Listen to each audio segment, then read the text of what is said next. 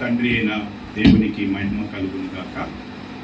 ప్రభువైన యేసుక్రీస్తు వారి శ్రేష్టమైనటువంటి నామంలో ఈ మాటలు వినిచున్న మీ అందరికీ నా హృదయపూర్వక వందనాలు తెలియజేస్తూ ఉన్నాను. ఆరాధన వర్తమానంలో భాగంగా మనకి ఇవ్వబడిన లేఖన భాగాన్ని ఒకసారి అందరము కలిసి చదువుకొని ఆ లేఖముల ద్వారా దేవుని ఆరాధించడానికి మన హృదయాలను సిద్ధపరచుకుందాం. మనకి ఇవ్వబడినటువంటి లేఖన భాగము కీర్తనల గ్రంథము 26వ అధ్యాయము. కీర్తనల గ్రంథము 26వ అధ్యాయము 6వ వచనం 7వ వచనం. కీర్తనల గ్రంథము 26వ అధ్యాయము 6, 7 వచనాలు అందరం కలిసి చదువుకుందామండి.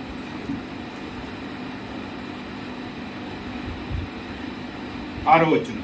నీ దోషిని నా చేతులు కడుగుకొందును, యెహోవా నీ బలిపీఠము చుట్టూ ప్రదక్షిణము చేయుదును, అచ్చట కృతజ్ఞతాస్తుతులు చెల్లించెదను. ఈ యొక్క కీర్తనను వ్రాసినటువంటి వారు దావీదు రాసినటువంటి ఈ యొక్క కీర్తన ఒక ప్రార్థనగా మనకు కనబడుతూ ఉన్నది.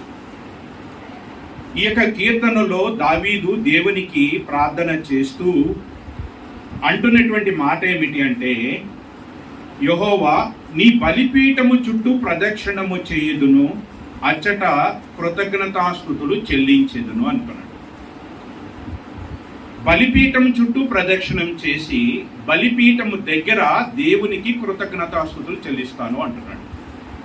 ఎప్పుడు సహజంగా మనం దేవునికి కృతజ్ఞతాస్తుతులు చెల్లిస్తాము అంటే, దేవుని వలన మనం మేలు పొందినాం. దేవుడు మన జీవితాలలో ఆనందమును, సంతోషమును, సమాధానమును మన జీవితాలలో మేలు చేసినప్పుడు దేవుడు మనకి ఇచ్చినటువంటి ఆనందాన్ని బట్టి, సంతోషాన్ని బట్టి, సమాధానాన్ని బట్టి, మనకు చేసినటువంటి ఆ మేలును బట్టి దేవునికి మనం కృతజ్ఞతాస్తుతులు చెల్లించడానికి మనం ఇష్టపడుతూ ఉంటాం. మరి ఇక దావీదు యొక్క జీవితంలో కూడా దావీదు దేవునికి కృతజ్ఞతాస్తుతులు చెల్లించడానికి ఇష్టపడుతూ ఉన్నాడు. అలా దేవునికి కృతజ్ఞతాస్తుతులు చెల్లించటానికి ఎక్కడా దేవునికి కృతజ్ఞతాస్తుతులు చెల్లించాలని ఆశపడుతూ ఉన్నాడు అంటే, ఆయన బలిపీఠము దగ్గర. నీ బలిపీఠము చుట్టూ ప్రదక్షిణము చేయుదును, అచ్చట కృతజ్ఞతాస్తుతులు చెల్లిస్తాను అంటున్నాడు.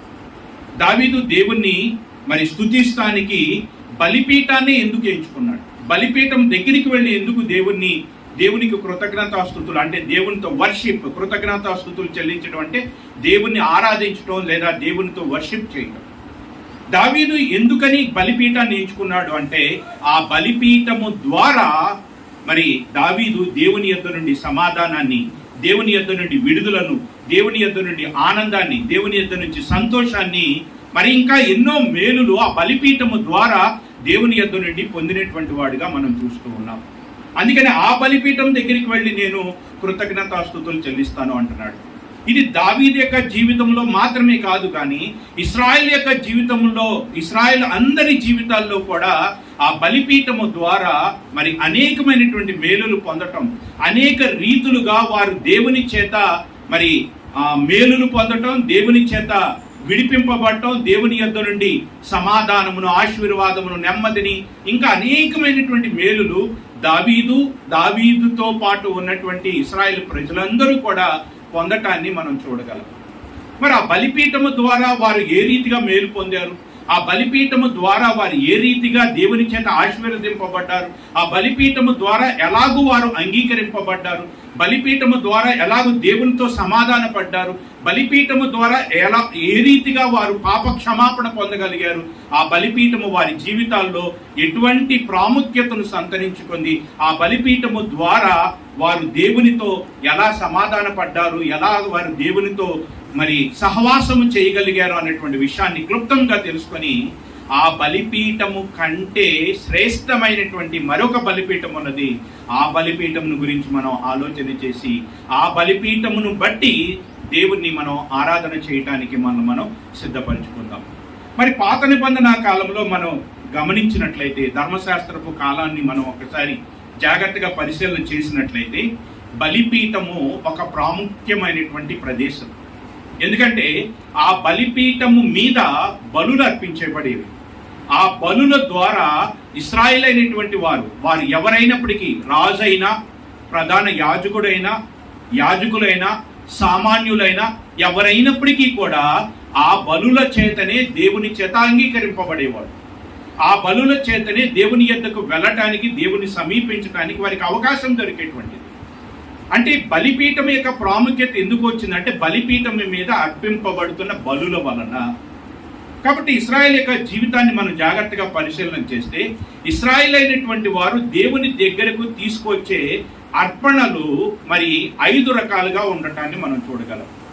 ఆ యొక్క 5 రకాలైనటువంటి అర్పణలను క్లుప్తంగా మనం ఒక్కసారి ధ్యానం చేసి మరి మన కొరకు ఉంచబడినటువంటి బలిపీఠం, ఆ యొక్క బలిపీఠము ద్వారా దేవుడు మనకు చేసినటువంటి శ్రేష్టమైనటువంటి కార్యాన్ని గురించి ఆలోచన చేయటానికి మనం ముందుకు వెళదాం. లేవీకాండము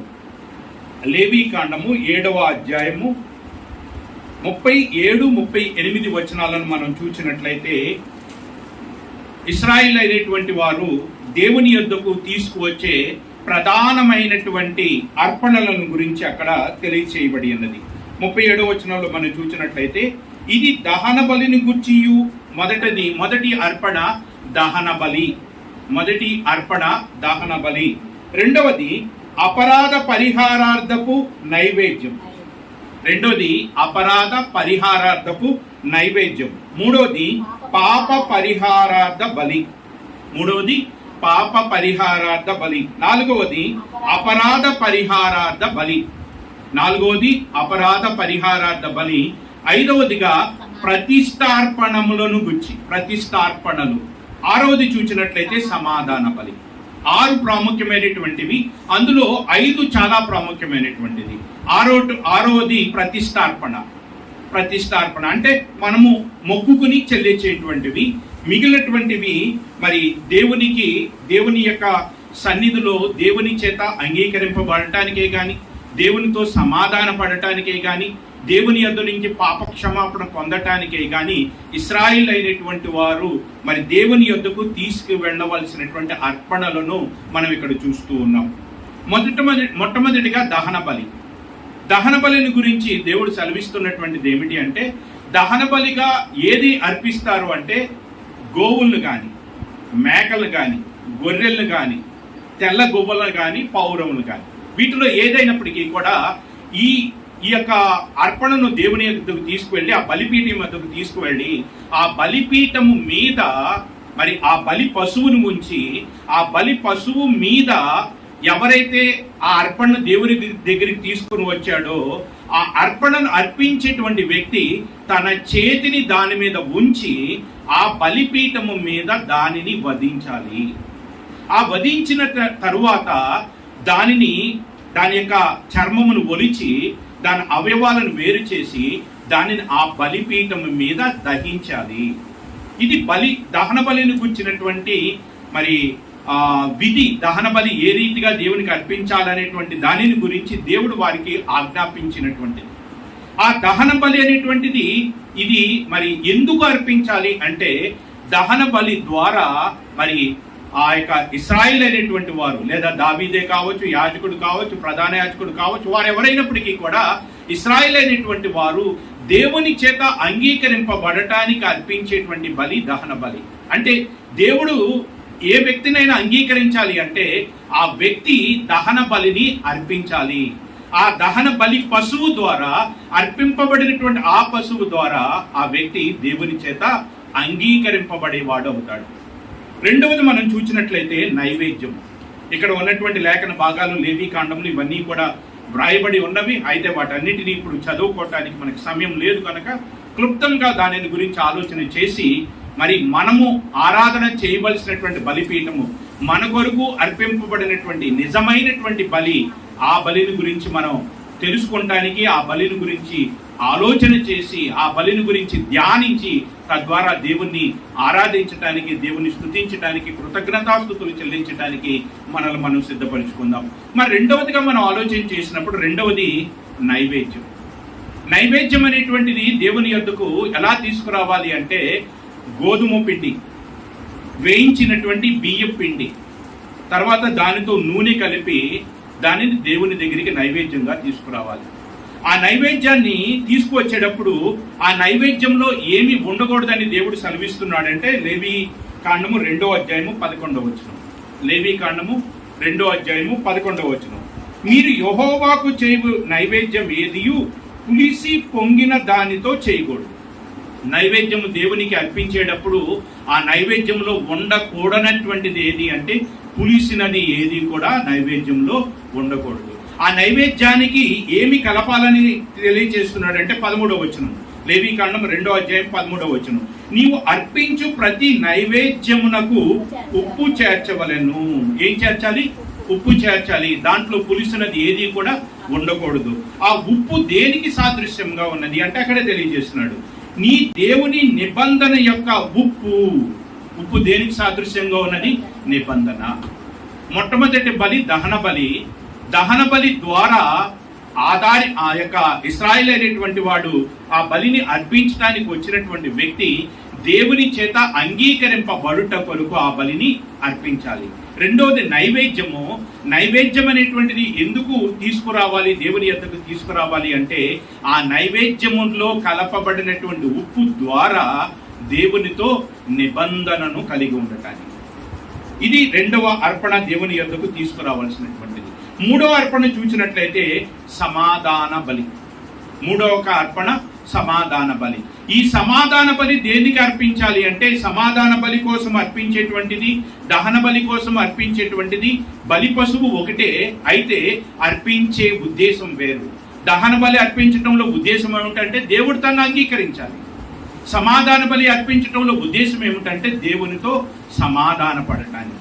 సమాధాన బలి అర్పించడంలో ఉద్దేశం ఏమిటి అంటే దేవునితో సమాధాన పడటానికి అర్పించేటువంటి బలి సమాధాన బలి. ఈ సమాధాన బలి అర్పించటానికి మరి అక్కడ కొన్ని పద్ధతులను ఏవేవి అర్పించాలో వాటన్నిటిని కూడా తెలియచేయటాన్ని మనం ఇక్కడ చూస్తూ ఉన్నాం. నాలుగవదిగా చూసినట్లయితే పాప పరిహారార్థ బలి. ఐదవదిగా చూసినట్లయితే అపరాధ పరిహారార్థ బలి. ఇక్కడ ఉన్నటువంటి 5 బలులలో 3 బలులైనటువంటివి స్వచ్ఛందంగా అర్పించేటువంటివి. వాటికేమి కంపల్సరీగా మీరు అర్పించాలనేటువంటి విధి ఏమైతే లేదు, రూల్ అయితే ఏమీ లేదు. అది స్వచ్ఛందంగా మన ఇష్టాన్ని బట్టి ఏది దహన బలే కానీ, నైవేద్యమే కానీ, లేకపోతే సమాధాన బలే కానీ మనం స్వచ్ఛందంగా దేవుని సన్నిధికి వెళ్ళి అర్పించేది. మొట్టమొదటి దహన బలిలో రక్తం చిందించడం ఉంది. నైవేద్యంలో రక్తం చిందించడం అనేటువంటిది లేదు. సమాధాన బలిలో రక్తం చిందించడం అనేటువంటిది మనకి కనబడుతూ ఉన్నది. నాలుగవదిగా చూసినట్లయితే పాప పరిహారార్థ బలి. ఐదవది అపరాధ పరిహారార్థ బలి. ఈ 2 బలులు కూడా తప్పకుండా దేవుని యొక్క సన్నిధిలో ఇశ్రాయేలు అయినటువంటి వారు అందరూ కూడా తప్పకుండా దేవుని యొక్క విధి చొప్పున మరి అర్పించవలసినటువంటి అర్పణ ఇది. తప్పకుండా చేయాలి. ఇందులో తప్పించుకోవడానికి అవకాశం లేదు. మొదటి 3 అర్పణలు అయితే స్వేచ్ఛార్పణలు, ఈ 2 అర్పణలు అయితే తప్పగా చేయాల్సినటువంటి అర్పణ పాప పరిహారార్థ బలి. పాప పరిహారార్థ బలి దేవునికి అర్పిస్తాం మనం. పాప పరిహారార్థ బలి దేనికి అర్పించబడుతుంది అంటే ఇశ్రాయేల్లో ఎవరైనా పొరపాటున పాపము చేసిన ఎడల అంటే దేవుడు ఇచ్చినటువంటి ఆజ్ఞలను అతిక్రమించి ఎవరైనా పాపం చేసి దేవుని యొక్క దృష్టిలో దోషులైతే ఆ పాపమునకు శిక్ష ఉన్నది కనుక ఆ శిక్ష నుంచి విడుదల పొందటానికి, శిక్ష నుంచి మరి తప్పింపబడటానికి దేవుడు వారికి ఏర్పాటు చేసినటువంటి బలి పాప పరిహారార్థం. ఆ పాప పరిహారార్థ బలిని ఆ బలిపీఠం మీద అర్పించడం ద్వారా అతడు తన పాపములకు క్షమాపణ పొందగలుగుతూ ఉంటాడు. ఐదవదిగా చూసినట్లయితే అపరాధ పరిహారార్థ బలి. అపరాధ పరిహారార్థ బలి దేనికి అర్పించాలి అంటే దేవునికి వ్యతిరేకంగా చేసినటువంటి పాపం బట్టి అర్పించేది పాప పరిహారార్థ బలి అయితే, అపరాధ పరిహారార్థ బలి ఏమిటి అంటే తన సహోదరుడికి వ్యతిరేకంగా పాపం చేసినప్పుడు, తన తోటి వారికి వ్యతిరేకంగా పాపం చేసినప్పుడు అర్పించేటువంటి బలి ఏదైతే అది అపరాధ పరిహారార్థ బలి. ఇక్కడ ఏ బలి అయినప్పటికీ కూడా అది పాప పరిహారార్థ బల, అపరాధ పరిహారార్థ బలి అయినా ఆ బలిని అర్పించేటప్పుడు ఆ బలి పశువు మీద ఆ అర్పణను తెచ్చినటువంటి వ్యక్తి, ఆ బలిని అర్పించేటువంటి వ్యక్తి తన చేతిని దాని మీద ఉంచవలను. ఆ చేతిని ఆ బలి పశువు మీద ఉంచటం వలన తాను చేసినటువంటి పాపము ఆ బలి పశువుకు ఆపాదింపబడి ఆ బలి పశువు యొక్క రక్తము వలన ఆ పాపము చేసినటువంటి వ్యక్తికి పాపము నుంచి విడుదల, అపరాధముల నుంచి విడుదల దొరుకుతుంది. కనుక ఆ బలిపీఠము మీద అర్పించబడేటువంటి బలులు ఇశ్రాయేల్ యొక్క జీవితంలో చాలా ప్రాముఖ్యతను సంతరించుకున్నాయి. ఆ బలిపీఠం యొక్క ప్రాముఖ్యత ఏమిటి అంటే, బలిపీఠము మీద బలులు అర్పించబడతాయి. ఆ బలుల ద్వారా వారు దేవునితో సమాధానాన్ని కలిగి ఉంటున్నారు. ఆ బలుల ద్వారా దేవునితో నిబంధనను గుర్తు చేసుకుంటున్నారు. ఆ బలుల ద్వారా వారు దేవుని చేత అంగీకరింపబడుతూ ఉన్నారు. ఆ బలుల ద్వారా వారి పాప క్షమాపణ పొందగలుగుతున్నారు. ఆ బలుల ద్వారానే వారి అపరాధముల నుంచి వారికి విడుదల దొరుకుతుంది. ఈ రీతిగా దేవునితో సహవాసం చేసేటువంటి ఇశ్రాయేలీయులందరూ కూడా వారి యొక్క జీవితంలో మరి ఈ అర్పణను దేవుని యొద్దకు తీసుకురావాల్సినటువంటి వారై ఉన్నారు. కనుక ఆ కార్యక్రమాలన్నీ కూడా, ఈ బలి అర్పణ కార్యక్రమాలన్నీ కూడా ఎక్కడ పడితే అక్కడ చేయడానికి అవకాశాన్ని లేనేలేదు.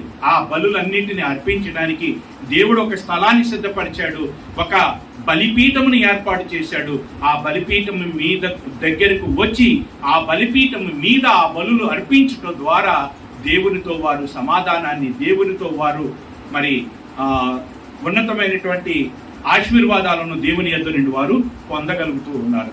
అందువలన బలిపీఠం అనేటువంటిది ఇశ్రాయేల్ యొక్క జీవితంలో చాలా ప్రాముఖ్యతను సంతరించుకుంది. కనుక ఆ బలిపీఠము మీద అర్పింపబడినటువంటి బలుల ద్వారా ఇశ్రాయేల్ అనేక మేలు పొందారు. దావీదు అనేక మేలు పొందాడు. దావీదు అనేక మేలులు ఆ బలిపీఠము ద్వారా అర్పింపబడుతున్న బలుల ద్వారా దేవుని యొద్ద నుండి కృప పొందాడు, దేవుని యొద్ద నుండి సమాధానాన్ని పొందాడు, దేవుని చేత అంగీకరింపబడ్డాడు, దేవుని యొద్ద నుండి పాప క్షమాపణ పొందాడు.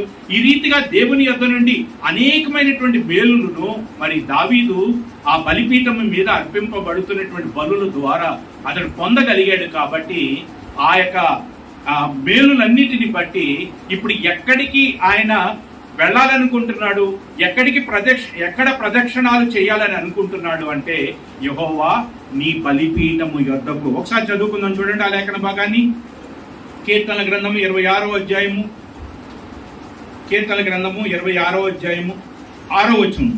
యెహోవా నీ బలిపీఠము చుట్టూ ప్రదక్షిణము చేయుదును, అచ్చట కృతజ్ఞతాస్తుతులు చెల్లించేదు. బలిపీఠము చుట్టూ ఎందుకు ప్రదక్షిణాలు చేస్తున్నాడంటే, ఆ బలిపీఠము మీద అర్పింపబడినటువంటి బలులు దేవుని యొక్క సన్నిధికి చేరి ఆ బలిపీఠం మీద అర్పింపబడుతున్నటువంటి ఆ బలి పశువు యొక్క రక్తము ద్వారా వీరికి పాపక్షమాపణ, వీరికి సమాధానం, వీరికి నెమ్మద, వీరికి విడుదల, వీరికి దేవుని యొద్ద నుండి ఆశీర్వాదములు, దేవునితో సమాధానం, దేవునితో సహవాసం, దేవునితో అనుబంధాన్ని కలిగి ఉండటానికి, దేవునితో కనెక్టివిటీని కలిగి ఉండటానికి ఆ బలిపీఠము మీద అర్పింపబడుతున్నటువంటి బలులు వారికి మరి ఎంతో మరి ప్రయోజనకరంగా ఉండటాన్ని మనం ఇక్కడ చూడగలం. కాబట్టి ఈ సంగతిని ఎరిగినటువంటి దావీదు ఆ బలిపీఠం దగ్గరికి వెళ్ళి మరి ఆ బలిపీఠం చుట్టూ ప్రదక్షిణం చేస్తూ అక్కడ దేవునికి కృతజ్ఞతాస్తుతులు చెల్లిస్తానని మరి తెలియచేస్తూ ఉన్నాడు.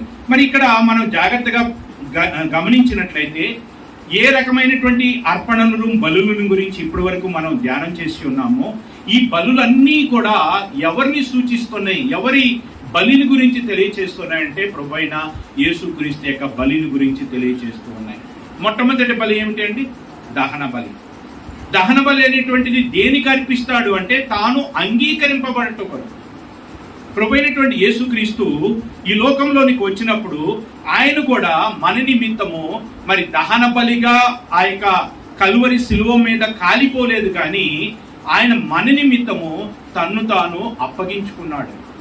దహన బలి అనేటువంటిది అర్పించడంలో ఉద్దేశం ఏమిటంటే, ఆ దహన బలి అర్పించేటువంటి వ్యక్తి దేవుని చేత అంగీకరింపబడాలి. తన్ను తాను సమర్పించుకున్నప్పుడు దేవుడు అంగీకరించాలి. అలా అంగీకరించడం కొరకు ఏర్పాటు చేయబడినటువంటి బలి దహన బలి. దహన బలిలో బలిని ఏం చేస్తారు? కాల్చివేస్తారు. కాల్చివేసినప్పుడు ఆ యొక్క బలి పశువు ఏమవుతుందంటే యాగమవుతుంది. పూర్వకాలాల్లో మన యొక్క హిందూ సాంప్రదాయంలో మరి అనేకమైనటువంటి యాగాలు చేసేటువంటి వాళ్ళు, ఆ యాగాల్లో ఒక బలిని అర్పించి ఆ బలి పశువుని ఏం చేసేవాళ్ళు? దాంట్లో దహించేసేవాళ్ళు.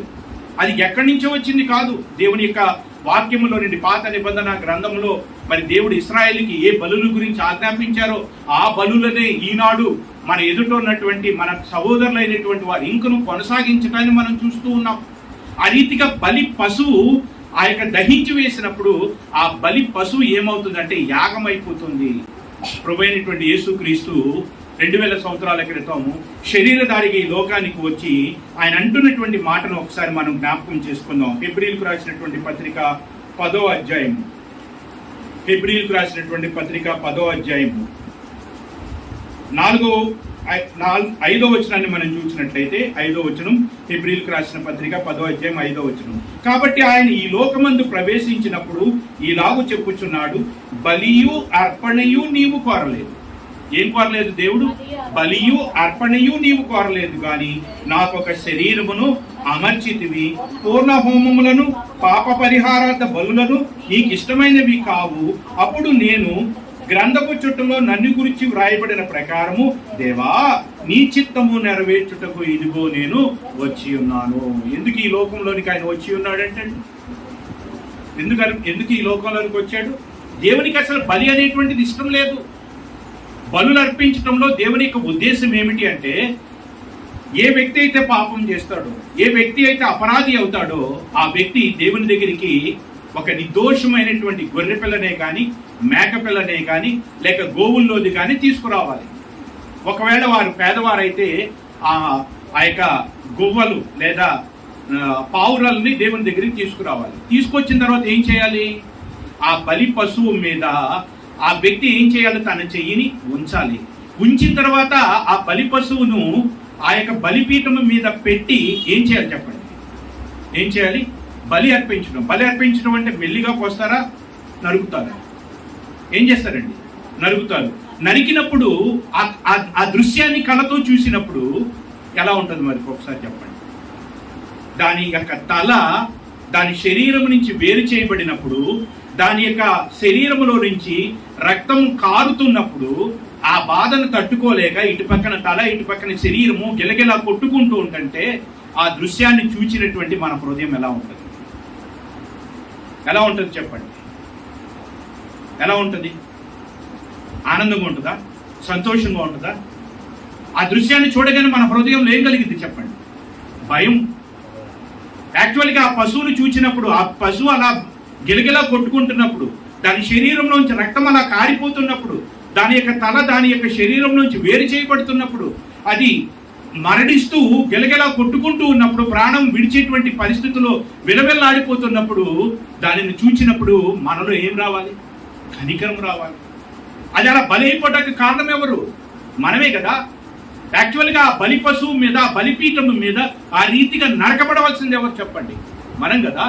మన పాపమును బట్టి కదా మనం నరకబడవలసింది. కానీ మన నిమిత్తం ఏది బలి అయిపోతుంది?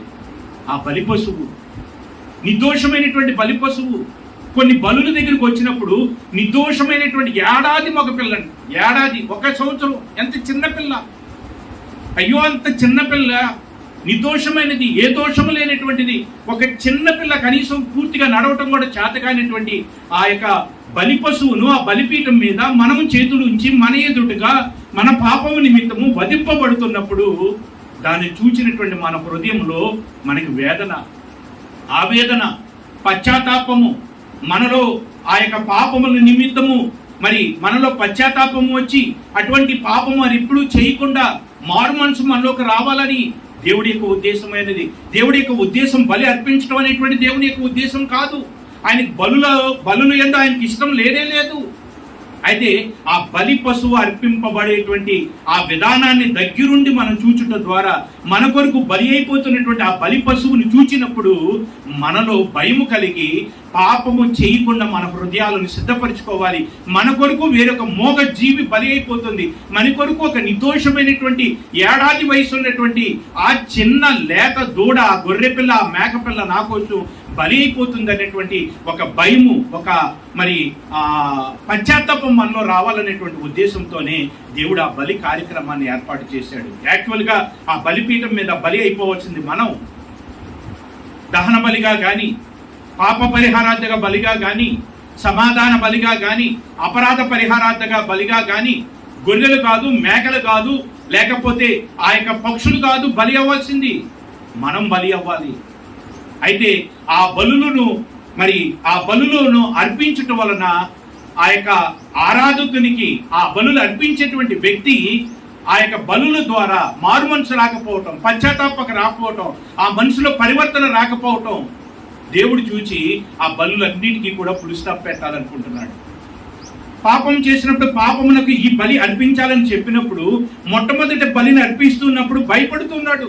మొట్టమొదటిగా బలిని అర్పిస్తూ ఉన్నప్పుడు ఆ బలి పశువును చూచినప్పుడు అతనిలో పశ్చాత్తాపం కలుగుతుంది. కానీ మరొక పాపం చేసినప్పుడు మరొక బలి అర్పించాలి, మరొక పాపం చేసినప్పుడు మరొక బలి, ఇలాగా పాపం చేస్తున్నప్పుడు ప్రతి పాపము నిమిత్తము బలిలు అర్పిస్తూ వస్తూ ఉండగా చివరికి ఏమైపోయింది అంటే పాపము చేయటానికి అలవాటు పడిన హృదయము బలి పశువును చూచినప్పుడు అతనిలో ఏం రావట్లేదు, పశ్చాత్తాపం రావట్లేదు. అతని హృదయము కఠినమైపోయింది. ఆ బలిని చూచినప్పుడు అతనిలో దేవుడు ఏ పరివర్తన రావాలనుకున్నాడో ఆ పరివర్తన అతనిలోని కలగకపోవటాన్ని చూచి ఆ యొక్క బలి పశువులకు ఆ బలి కార్యక్రమాలన్నింటినీ కూడా దేవుడు ఆపేయాలని దేవుడు నిర్ణయం తీసుకున్నాడు. అందుకని మరి రక్తం చిందించుకుంటే పాప క్షమాపణ దొరకదు కదా.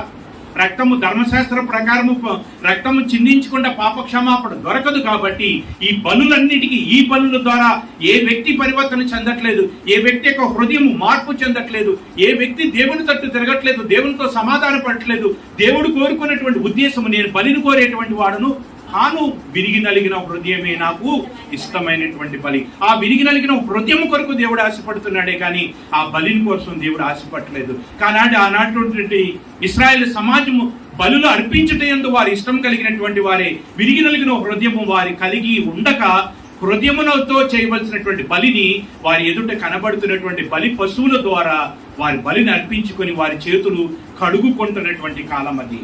అయితే దావీదు అలాగే చేయలేదు, భక్తులైనటువంటి వారు ఆ రీతిగా చేయలేదు. కానీ ఇశ్రాయేల్లో అనేకులు ఆ రీతిగా బలి విషయమై నిర్లక్ష్యపరులై వారి మరింతగా పాపము చేయించు ప్రతి పాపానికి ఒక బలి ఉన్నది కనుక ఆ పాపము చేసినటువంటి దానిని బట్టి ఏదో ఒక పశువును బలి చేస్తూ వారు మరింతగా పాపులైపోవటాన్ని బట్టి దేవుడికి ఆ బలి పశువులను ఆ బలి అర్పించే విధానాన్ని ఆపివేసి తన కుమారుడైనటువంటి యేసుక్రీస్తును 2000 సంవత్సరాల క్రితం పరలోకంలో నుండి ఈ లోకానికి ఆయన పంపించడం జరిగింది. ఆ తర్వాత ఏం జరిగిందో మనందరికీ తెలుసు.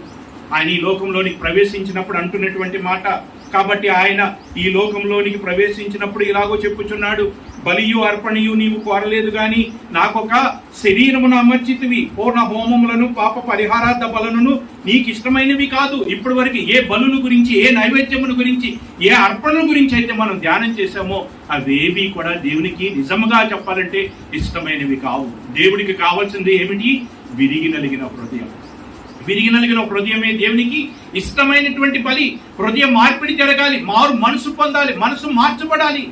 కానీ ఆ పరివర్తన అనేటువంటి ఆ బలుల ద్వారా జరగట్లేదు కనుక అప్పుడు అంటున్నాడు, నాకు ఒక శరీరమును అమర్చితివి, అప్పుడు నేను గ్రంథపు చెట్టులో నన్ను గురించి వ్రాయబడిన ప్రకారం దేవా నీ చిత్తము నెరవేర్చుటకు. ఏమిటి దేవుని చిత్తం? ఏమిటి దేవుని చిత్తం? ఏమిటి అండి? ఈ యొక్క ఎడ్ల యొక్క రక్తము వలన, మేకల యొక్క రక్తము వలన మనిషి యొక్క జీవితంలో ఎటువంటి పరివర్తన రావట్లేదు. ఈ ఎడ్ల యొక్క రక్తము, మేకల యొక్క రక్తము ఆ తెచ్చిచున్నటువంటి వ్యక్తికి, ఆరాధకునికి సంపూర్ణ సిద్ధిని కలగ చేయుటలేదు. అతనికి పాప క్షమాపణ పరిపూర్ణంగా రావట్లేదు. పాపం చేసినప్పుడు బలి అర్పిస్తున్నాడు. ఆ బలి నిమిత్తం మరలా వచ్చేటువంటి సంవత్సరం కూడా ఏం చేయాలి? బలి అర్పించాలి. 2వ సంవత్సరం వచ్చి బలి అర్పిస్తున్నప్పుడు ఆ చేసిన పాపం మరలా మరలా మరలా అతనికి గుర్తుకు వస్తూనే ఉంది. అంటే పాత నిబంధన కాలంలో ఏ బలిపీఠము దగ్గరికి వెళ్ళి దావీదు ప్రదక్షిణాలు చేసి కృతజ్ఞతాస్తుతులు చెల్లించాడో ఆ బలిపీఠము వలన ఇశ్రాయేలీలకు కలిగినటువంటి మేలు, ఇశ్రాయేలుకు కలిగినటువంటి పాప క్షమాపణ అది తాత్కాలికమైనటువంటిది. అది శరీర శుద్ధిని కలగ చేసేటువంటిదే కానీ వారి హృదయమునకు శుద్ధి అది కలగ చేయలేదు. అయితే హృదయములకు శుద్ధి కలగ చేసేటువంటి నిజమైనటువంటి బలి ఎక్కడ ఉన్నదంటే ప్రభు అయినటువంటి యేసుక్రీస్తు కల్వరి యొక్క ఆ కల్వరి సిలువలో బలి అయిపోవటం ద్వారా ఆయన కార్చినటువంటి రక్తము, ఆయన యొక్క తన శరీరాన్ని అప్పగించుకున్నాడు. అందుకని ఇందాక మనం చదివిన లేఖన భాగాల్లో ఆయన ఈ లోకంలోకి ప్రవేశించినప్పుడు బలిని నీవు కోరట్లేదు, పూర్ణ హోమములను పాప పరిహారార్థ బలులను నీవు కోరట్లేదు, కానీ నాకు ఒక శరీరాన్ని అమర్చావు. ఎందుకు అమర్చావు ఈ శరీరాన్ని? ఆ కల్వరి సిలువలో ఆ పాపమును ఎన్నటికీ తీసి వేయలేనటువంటి ఆ బలులకు మారుగా ఆ బలులను తీసివేసి నిజమైనటువంటి బలిగా నన్ను అర్పించడానికి లోకంలోనికి నీవు నన్ను పంపించి ఉన్నావు కనుక, కాబట్టి ఆ కల్వరి సిలువలో నేను ఈ ప్రజలైనటువంటి వారందరి కొరకు, ఒక ఇశ్రాయేలు కొరకే కాదు కానీ ప్రపంచంలో ఉన్నటువంటి నీ ప్రజలైనటువంటి వారి కొరకు, నీ పిల్లలైనటువంటి వారి కొరకు, వారి యొక్క పాప క్షమాపణ కొరకు, వారికి రక్షణ కొరకు, వారి సమాధానం కొరకు, వారి నెమ్మది కొరకు, వారితో నిబంధన చేయుట కొరకు నా శరీరమును నేను బలిగా అర్పించుచున్నాను. ప్రభువైన యేసుక్రీస్తు తన యొక్క శరీరమును సజీవ యాగముగా అర్పించేశాడండి. సజీవ యాగముగా అర్పింపబడటం అనేటువంటిది దహన బలిని చూపిస్తూ ఉన్నది. దహన బలిలో ఏ రీతిగా అయితే అర్పింపబడినటువంటి ఆ పశువు పూర్తిగా దహనమైపోతుందో ఆ రీతిగానే మరి పరిశుద్ధాత్మ మనలోనికి వచ్చినప్పుడు మనము కూడా మనలో ఉన్నటువంటి మలినాలు, మనలో ఉన్నటువంటి పాపాలు అన్నీ కూడా దహించి వేసి పరిశుద్ధాత్మ అగ్ని మనలోకి వచ్చి మనలో ఉన్నటువంటి ఆ మలినాన్ని, పాపాన్ని అంతటినీ కూడా దహించి వేస్తూ ఉన్నది. కాబట్టి దహన బలి దేనికి సాదృశ్యంగా ఉన్నదంటే ప్రభువైన యేసుక్రీస్తు తన్ను తాను బలిగా అర్పించుకున్నటువంటి ఆ యొక్క బలిని దహన బలి సూచిస్తూ ఉన్నది. రెండవదిగా నైవేద్యం దేనికి సాదృశ్యంగా ఉన్నదని తెలుసుకున్నాం. నైవేద్యం అనేటువంటిది నిబంధన. ప్రభువైన యేసుక్రీస్తు ఈ లోకంలోనికి వచ్చి మనతో ఏం చేశాడండి? క్రొత్త నిబంధన, మీ కొరకు చిందించబడుతున్న నిబంధన రక్తం ఆనాడు చిందించాడు. ఆ నిబంధన రక్తాన్ని ఇప్పటికీ కూడా మనకి ఇంకా అందుబాటులో ఉంచాడు. ఇప్పటికీ ఆ రక్తము ద్వారా మన పాపములకు శుద్ధి కలగజేస్తున్నాడు. మనం మన పాపములను ఒప్పుకునే ఆయన నమ్మదగినటువంటి వాడు, నీతిమంతుడు కనుక ఆయన యొక్క రక్తము మన పాపములను కడిగి వేస్తుంది. ఆ కడిగి వేసే నిబంధన రక్తాన్ని మన కొరకు ఆయన చిందించాడు. మూడవ బలిని మనం చూసినప్పుడు సమాధాన బలి. ప్రభువైనటువంటి యేసుక్రీస్తు ఏమై ఉన్నాడండి? మన సమాధానమై ఉన్నాడు. ఒకసారి రోమీయులకు రాసిన పత్రిక 5వ అధ్యాయము 1వ వచనాన్ని మనం ఒకసారి చదువుకుందాం. రోమీయులకు రాసిన పత్రిక 5వ అధ్యాయము, సమయం కొద్దిగా ఉన్నది కనుక రోమీయులకు రాసిన పత్రిక 5వ అధ్యాయము 1వ వచనం.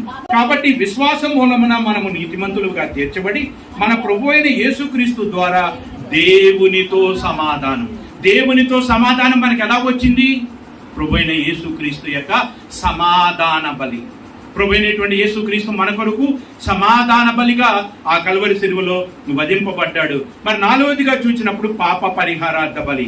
ప్రభువైనటువంటి యేసుక్రీస్తు మన పాపముల నిమిత్తము ఆయన అప్పగింపబడి కల్వరి సిలువలో తన ప్రాణాన్ని అప్పగించి ఉన్నాడు. హెబ్రీయులకు రాసిన పత్రిక 13వ అధ్యాయం, 13వ అధ్యాయం 10వ వచనాన్ని మనం చూసినట్లయితే మనకొక బలిపీఠం ఉన్నది. ఇప్పుడు ఏ బలిపీఠము గురించి మనం ఆలోచన చేస్తూ వచ్చామో, ధ్యానిస్తూ వచ్చామో, ఏ బలిపీఠము దగ్గరికి వెళ్ళి దావీదు ప్రదక్షిణములు చేసి కృతజ్ఞతాస్తుతులు చెల్లిస్తానంటున్నాడు, ఆ బలిపీఠం కాదండి. ఈ బలిపీఠము మన ప్రభువైన యేసుక్రీస్తు ద్వారా మన కొరకు ఏర్పాటు చేయబడినది. మనకొక బలిపీఠం ఉన్నది.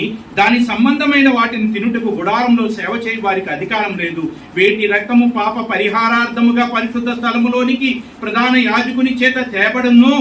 ఆ జంతువుల కళేబరము శిబిరము వెలుపట దహింపబడును. కావున యేసు కూడా తన స్వరక్తము చేత ప్రజలను పరిశుద్ధపరచుటకై గవిని వెలుపట శ్రమ పొందెను. ఏం చేశాడు? ఆయన మన పాపము నిమిత్తము శ్రమ పొంది తన రక్తాన్ని చిందించి ఆ రక్తాన్ని పట్టుకొని ఎక్కడికి వెళ్ళాడు? పరిశుద్ధ స్థలంలోనికి, అతి పరిశుద్ధ స్థలంలోనికి వెళ్ళాడు. అతి పరిశుద్ధ స్థలంలోనికి ఆనాడు యాజకులు వెళ్ళేటువంటి వాళ్ళు, ప్రధాన యాజకులు సంవత్సరానికి ఒక్కసారి వెళ్ళేటువంటి వాళ్ళు. ఆ ప్రధాన యాజకులు ఆ యొక్క అతి పరిశుద్ధ స్థలంలోనికి వెళ్ళేటప్పుడు మొట్టమొదటిగా తమ పాపం నిమిత్తం బలులు అర్పించుకునేవాళ్ళు. తమ పాపముల నిమిత్తం బలులు అర్పించుకుని ఇశ్రాయేలు అయినటువంటి వారి కొరకు, దేవుని ప్రజలైనటువంటి వారి కొరకు బలులు అర్పించి ఆ తర్వాత మేకల యొక్క రక్తమో, గొర్రెల యొక్క రక్తమో, గోవుల యొక్క రక్తాన్ని పట్టుకొని ఆ అతి పరిశుద్ధమైనటువంటి స్థలంలోనికి వాళ్ళు ప్రవేశించేటువంటి వాళ్ళు. ఆ అతి పరిశుద్ధమైన స్థలంలోనికి ప్రవేశించేటప్పుడు ఎంతో భయంతో వెళ్ళేటువంటి వాళ్ళు. కొంతమంది ప్రధాన యాజకులు ఆ పరిశుద్ధ స్థలములోనికి, అతి పరిశుద్ధ స్థలములోనికి వెళ్ళి తిరిగి రానటువంటి వారు కూడా ఉన్నారు. ఎందుకంటే ఆ అతి పరిశుద్ధ స్థలంలోనికి వెళ్ళినప్పుడు ఆ బలి యొక్క రక్తాన్ని తీసుకెళ్ళినటువంటి ప్రధాన యాజకుడు ఏదైనా దోషం ఉంటే ఆ ప్రధాన యాజకుడు అతి పరిశుద్ధ స్థలములోనే దహించి వేయబడి అక్కడే చనిపోయేటువంటి వాడు. అటువంటి భయంకరమైనటువంటి పరిస్థితి. ఆ ప్రధాన యాజకులు బలహీనులై ఉన్నారు. ఆ ప్రధాన యాజకులు వారి కోసం బలి అర్పించుకోవాల్సినటువంటి వారు ఉన్నారు. అయితే మన ప్రధాన యాజకుడు మన కొరకు ఆ కల్వరి సిలువలో ఏ బలిపీఠం అయితే మనకి ఇప్పుడు ఉన్నదని దేవుడు సెలవిస్తూ ఉన్నాడో ఆ బలిపీఠమే కల్వరి సిలువ. ఆ సిలువ మీద మన ప్రభువైన యేసుక్రీస్తు బలిగా అర్పింపబడ్డాడు. ఆ బలిగా అర్పింపబడినటువంటి ప్రభువైన యేసుక్రీస్తు పాప పరిహారార్థం కోసము తన రక్తాన్ని చిందించి ఎడ్ల యొక్క రక్తము, గొర్రెల యొక్క రక్తము, మేకల యొక్క రక్తంతో కాకుండా తన రక్తముతో అతి పరిశుద్ధ స్థలము, ఈ లోకంలో ఉన్నటువంటి అతి పరిశుద్ధ స్థలము కాదు కానీ నిజమైనటువంటి అతి పరిశుద్ధ స్థలమైనటువంటి దేవుని సముఖములోనికి, ఆ యొక్క పరలోకంలోనికి ప్రవేశించి దేవుని కుడిపార్శ్వమున కూర్చుండి మన కొరకు నిత్యమైనటువంటి యాజకత్వాన్ని జరిగిస్తూ ఉన్నాడు. అతి పరిశుద్ధ స్థలంలోనికి ప్రవేశించే అవకాశం మనకి ఎప్పుడు దొరికింది అంటే ప్రభు అయినటువంటి యేసుక్రీస్తు మన పాపముల నిమిత్తం చిందించినటువంటి ఆ పరిశుద్ధమైన రక్తము ద్వారా. కాబట్టి ఆ యొక్క పాప పరిహారార్థ బలే గాని, అపరాధ పరిహారార్థ బలే గాని ఇవన్నీ కూడా దేనిని సూచిస్తున్నాయి అంటే ప్రభు అయిన యేసుక్రీస్తు మన కొరకు కలవరుల సిలువలో బలి అయిపోయినటువంటి ఆ బలి యాగమును సూచిస్తూ ఉన్నాయి. ఒకసారి యెషయా గ్రంథము 53వ అధ్యాయము 10వ వచనాన్ని మనం చూసినట్లయితే, అతని నలుగు కొట్టుటకు యెహోవాకు ఇష్టమాయెను, ఆయన అతనికి వ్యాధి కలగచేసెను, అతడు తన్ను తానే అపరాధ పరిహారార్థ బలిగా. ప్రభువైనటువంటి యేసుక్రీస్తు మన కొరకు అపరాధ పరిహారార్థ బలిగా, మొట్టమొదటిగా దహన బలిగా తను తాను అర్పించుకున్నాడు. నైవేద్యముగా నిబంధన మనతో చేశాడు. సమాధాన బలిగా దేవునితో మనల్ని సమాధానపరిచాడు. పాప పరిహారార్థ బలిగా తన రక్తమును పట్టుకొని ఆ కల్వరి సిలువలో మన కొరకు తన రక్తాన్ని చిందించి ఆ రక్తమును చేత పట్టుకొని అతి పరిశుద్ధ స్థలములోనికి వెళ్ళి దేవుని కుడిపార్శ్వమును కూర్చుండి మన కొరకు విజ్ఞాపన చేస్తూ ఉన్నాడు. అపరాధ పరిహారార్థ బలిగా మన కొరకు తన్ను తాను ఆ కల్వరి సిలువలో అప్పగించుకుని ఉన్నాడు. కాబట్టి పాత నిబంధనలో ఏ బలులు అయితే దేవుడు సెలవిచ్చి ఉన్నాడో ఆ బలులు ఏవి కూడా ఆరాధకునికి, ఆ బలులు తీసుకొస్తున్నటువంటి వ్యక్తికి సంపూర్ణ సిద్ధి కలగ చేయలేదు, హృదయ శుద్ధి కలగ చేయలేదు, మారు మనసు తీసుకురాలేదు, వారిలో పరివర్తన తీసుకురాలేదు. అవి అలవాటు ఆచారముగా మారిపోయినటువంటి బలులుగా ఉన్నాయి. అయితే ప్రభువైనటువంటి యేసుక్రీస్తు ద్వారా అర్పింపబడినటువంటి బలి అది ఆరాధకునికి సంపూర్ణ సిద్ధి కలగచేసింది అని మరి హెబ్రీలకు రాసినటువంటి పత్రికలో తెలియజేస్తున్నాడు. ఆ లేఖన భాగాన్ని చదువుకొని మరి ఆరాధన చేయటానికి ముందుకు వెళదాం. హెబ్రీలకు రాసినటువంటి పత్రిక 10వ అధ్యాయము 10వ వచనం. హెబ్రీలకు రాసిన పత్రిక 10వ అధ్యాయము 10వ వచనం. యేసుక్రీస్తు యొక్క శరీరము ఒక్కసారి అర్పింపబడుట చేత ఆ చిత్తమును బట్టి మనము పరిశుద్ధ పరచబడిన వారమై ఉన్నాము. పాత నిబంధన 9:9 చూడండి ఒకసారి. 9:9 ఆ గుడారము ప్రస్తుత కాలమునకు ఒక ఉపమానముగా ఉన్నది. ఈ ఉపమానార్థమును బట్టి మనస్సాక్షి విషయంలో ఆరాధికునికి సంపూర్ణ సిద్ధి కలగ చేయలేని అర్పణలు. ఇప్పటి వరకు ఏ అర్పణల గురించి అయితే మనం ధ్యానం చేసామో, ఏ బలిపీఠం దగ్గరికి వెళ్ళి దావీదు దేవునికి కృతజ్ఞతాస్తుతులు చెల్లిస్తానన్నాడో ఆ యొక్క బలిపీఠము ద్వారా ఇశ్రాయేలు అయినటువంటి వారికి ఏమి కలగ చేయలేదట? సంపూర్ణ సిద్ధి కలగ చేయలేదు. సంపూర్ణ సిద్ధి కలగ చేయలేనటువంటి ఆ బలిపీఠమే ఇశ్రాయేలులో అంత గొప్ప ఆశ్చర్య కార్యాలు, అద్భుత కార్యాలు జరిగిస్తే, దావీదు జీవితంలో అంత అద్భుతాలను చేస్తే, దేవుడు చేసినటువంటి ఆ మేలును బట్టి దేవుడు ఆ బలిపీఠము ద్వారా అర్పింపబడినటువంటి తాత్కాలికమైనటువంటి ఆ బలుల ద్వారా ఇశ్రాయేలు యొక్క జీవితంలో అన్ని అద్భుతాలు చేస్తే, ఆ అద్భుతాలను బట్టి కృతజ్ఞత కలిగినటువంటి దావీదు బలిపీఠం దగ్గరికి వెళ్ళి దేవుడికి కృతజ్ఞతాస్తుతులు చెల్లిస్తూ ఉంటే, మరి నిజమైనటువంటి బలిపీఠము ద్వారా, నిజమైనటువంటి బలిపీఠము ద్వారా, నిజమైనటువంటి బలి ద్వారా యథార్థమైనటువంటి, నిర్దోషమైనటువంటి, పాపము లేనటువంటి, పవిత్రమైనటువంటి, యథార్థమైనటువంటి, అమూల్యమైనటువంటి ఆ రక్తము, ఆ కల్వరి సిలువలో అర్పింపబడినటువంటి ఆ రక్తము మరి మన యొక్క హృదయాలకు ఎంతగా శుద్ధి కలగజేస్తుంది, మన పాపము మనల్ని ఎంతగా విడుదల కలగజేస్తుంది, మన అపరాధముల నుంచి మనల్ని ఎంతగా విడుదల కలగజేస్తుంది, మనల్ని దేవునితో సమాధానపరుస్తూ ఉన్నది కనుక మరి సదాకాలము నిలిచేటువంటి బలి 10:10. హెబ్రీలకు రాసిన పత్రిక 10:10. యేసుక్రీస్తు యొక్క శరీరము ఒక్కసారి అర్పింపబడుట చేత ఆ చిత్తమును బట్టి మనము పరిశుద్ధపరచబడి ఉన్నాము. మరియు ప్రతి యాజకుడు దినదినము సేవ చేయొచ్చు, పాపములను ఎన్నటికీ తీసివేయలేని ఆ బలులనే మాట మాటికి అర్పించుచు ఉండును. ఈయన అయితే పాప విషయమై నిలుచు సదాకాలము నిలుచు ఒక్క బలిని అర్పించి అప్పటి నుండి తన శత్రువులను తన పాదములకు పీఠముగా చేయబడు వరకు కనిపెట్టుచు దేవుని కుడిపార్శ్వమున ఆసీనుడై ఉన్నాడు. ఈయన ఈ ఒక్క అర్పణ చేత పరిశుద్ధ పరచబడు వారిని సదాకాలము ఏం చేశాడు? సంపూర్ణిగా చేసి ఉన్నాడు. మరి ఇప్పుడు మనం దేవుణ్ణి ఆరాధించడానికి ఏ బలిపీఠమును సమీపించాలి? దావీదు సమీపించినటువంటి బలిపీఠము అది తాత్కాలికమైనటువంటి ఆ బలిపీఠమే ఇశ్రాయేల్లో అద్భుతాలు చేసి దావీదు యొక్క జీవితంలో మరి గొప్ప కార్యాలను చేస్తుంటే, మరి నిజమైనటువంటి బలిపీఠం ప్రభువైన యేసుక్రీస్తు యొక్క శిలువ, ఆ శిలువ మీద అర్పింపబడేటువంటి ప్రభువైన యేసుక్రీస్తు యొక్క దేహము నిజమైనటువంటి బలి.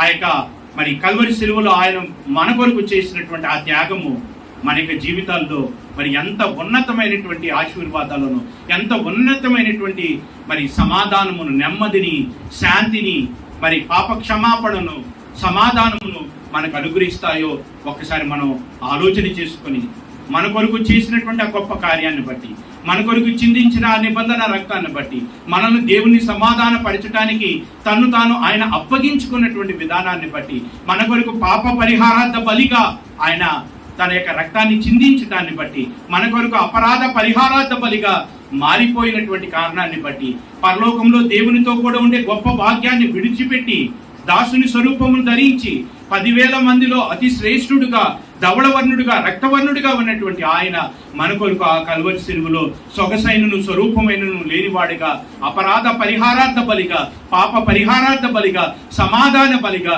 దహన బలిగా, నైవేద్యముగా గొప్ప అర్పణను దేవునికి మనపక్షముగా అర్పించి మన కొరకు బలి అయిన ఆ ప్రభువైన యేసుక్రీస్తు వైపు చూచి మన హృదయములతో దేవుణ్ణి ఆరాధన చేయటానికి, దావీదు వలె దేవుని కృతజ్ఞతాస్తుతులు చెల్లించటానికి, ఇంకా చెప్పాలంటే దావీదు కంటే ఎక్కువగా దేవునికి కృతజ్ఞతాస్తుతులు చెల్లింపబద్దులమై ఉన్నాం. ఎందుకంటే వారికి ఇచ్చినటువంటి బలిపీఠము కంటే నూతన నిబంధన ద్వారా మనకి ఇచ్చినటువంటి బలిపీఠము శ్రేష్టమైనటువంటిది.